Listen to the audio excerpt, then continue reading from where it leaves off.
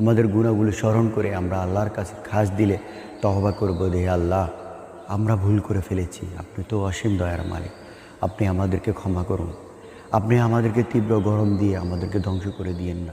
আসসালামু আলাইকুম প্রিয় বন্ধুরা, আপনারা সবাই কেমন আছেন? আলহামদুলিল্লাহ, আল্লাহ তাআলার অশেষ মেহেরবানিতে আপনাদের দোয়ায় আমি ভালো আছি। আজকে আপনাদের সামনে আসছি একটা গুরুত্বপূর্ণ বিষয় নিয়ে আলোচনা করার জন্য, যেটা এখন বর্তমানে আমাদের জন্য অত্যন্ত কষ্টদায়ক হয়ে পড়েছে। সেটা হলো অতি তীব্র গরম।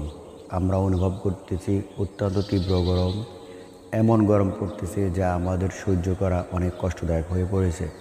তো প্রিয় বন্ধুরা, যে আসলে এখান থেকে আমাদের অনেক কিছু চিন্তা করার আছে, এখান থেকে আমাদের অনেক কিছু ভাবার আছে, যে আমরা সব সময় শুধু দুনিয়ার চিন্তায় বিমোহিত হয়ে পড়ে থাকলে হবে না।